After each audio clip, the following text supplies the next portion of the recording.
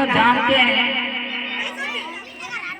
आज का दिन 26 जनवरी क्यों मनाते हैं, जिसकी वजह लंबी तवील मुद्दत के बाद हमें इस दिन को नाफिज किया गया। जैसे हम सभी जानते हैं कि हम सब अंग्रेजों के गुलाम थे और बड़ी मुद्दतों के बाद हमें आज़ादी मिली और हमारे बड़े बड़े महात्माओं ने बड़ी संघर्ष झेली इस दिन को पाने के लिए। और हम और आप इस दिन की अहमियत को नहीं पहचानते, बल्कि हमें पहचाननी चाहिए कि हमारे दिन जो आज हम 2 साल से अपनी जिंदगी गुजार रहे हैं, ये किसकी बदौलत हमारे अंदर आई है। तो हमें और आपको इस दिन की अहमियत को समझनी चाहिए। जैसे कि हम सभी को पता है 15 अगस्त 1947 को हमारा देश अंग्रेजों की गुलामी से आजाद हुआ और हमारे पास आजाद तो हो गया था और हमारे पास देश को चलाने के लिए एक अच्छा कानून व्यवस्था नहीं था, जिसके वजह से हमारे देश आजाद होते हुए भी गुलामी की जिंदगी गुजार रही थी। जिसके वजह से हमारे महात्माओं ने ये सोच समझ के फैसला लिया कि हमारा भी एक कानून होनी चाहिए, एक आईन होनी चाहिए, जिसके बदौलत हमारा देश एक अच्छी परिस्थिति में गुजारा कर सके। इसी वजह से हमारे जैसे कि डॉक्टर भीमराव अम्बेडकर और बड़े बड़े महात्माओं ने इनको मिलकर इस दिन को नाफिज किया गया।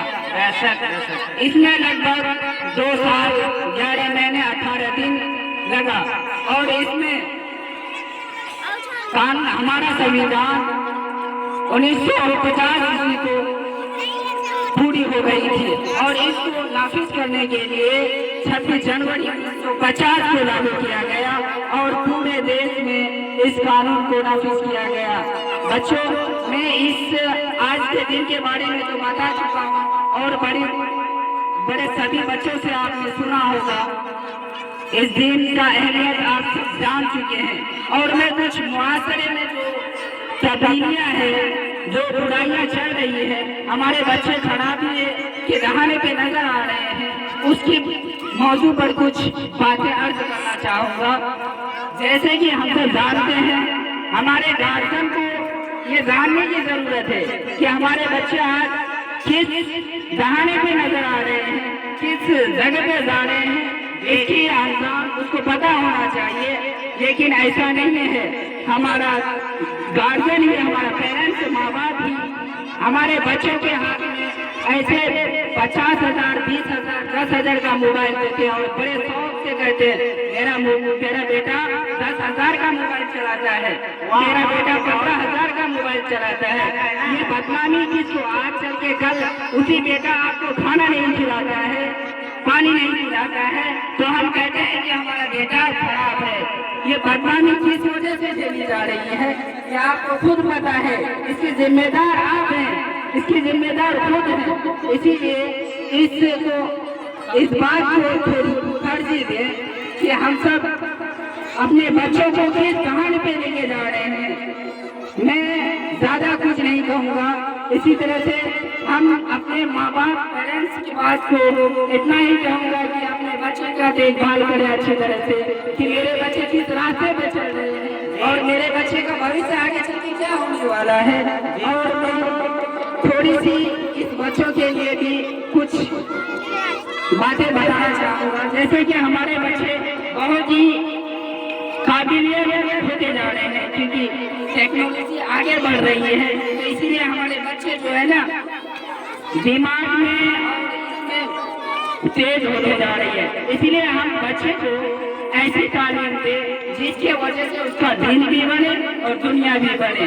और हम खास करके बच्चों को ये कहना चाहूँगा कि जब भी वो जिस काम को भी करे, उस काम के लिए एक टारगेट होनी चाहिए। जैसे हम पढ़ाई कर रहे हैं, क्यों कर रहे हैं? पढ़ाई करके हमें क्या मिलने वाला है? पढ़ाई क्यों करें? इसके वजह से उसको सवाल उठता है, तो उसके अंदर ये इसका जवाब होनी चाहिए। आखिर पढ़ाई करके हमें क्या बनना है, उसके अंदर इसकी जवाब होनी चाहिए। तभी तो वो बच्चा अपने मंजिल मकसद पर कामयाब हो सकेंगे। इसी वजह से हमें चाहिए कि जो बच्चे यहाँ पे मौजूद हैं उन लोग को ये पता होनी चाहिए, एक टारगेट होनी चाहिए, तभी वो बच्चे अपने मंजिल मकसद में कामयाब होंगे। इसीलिए मैं सारे बच्चों से यही कहना चाहूँगा, जितने भी बच्चे मकतब मदरसा स्कूल लाइन में पढ़ रहे हैं वो अच्छी तरह से दीनी तालीम भी हासिल करें और दुनियावी तालीम भी हासिल करें और मेहनत ऐसी करें कि दुनिया को नजर आनी चाहिए कि हम कहीं कुछ कर रहे हैं। नहीं तो होता है ना, जो भैंस चराता है उसका भी वही शामिल किया जाता है और जो पढ़ाई कर रहे हैं उसमें भी वही अंतर। तुम लोगों में डिफरेंस होनी चाहिए यार, डिफरेंस उन लोग से अलग होनी चाहिए। उनका पहनावा रहन सहन, जैसे भैंसवार, एक भैंसवार जो होता है उसका रहन सहन, उसका पहनावा अलग होता है, चाल ढाल अलग होता है। अगर उसी तरह से तुम बच्चे पढ़ रहे हो, तुम लोग का भी चाल ढलन उनकी जैसा ही हो तो हम लोग कैसा उन्हीं के जैसा महसूस करता हो तो हम लोग को पढ़ लिख करके कोई फायदा होने वाला नहीं। इसीलिए हम सब बेहतर बनने के लिए अलग बनना होगा, हर एक काम अलग करनी पड़ेगी, तभी तो हम लोग मंजूर मकसूद में कामयाब हो सकेंगे।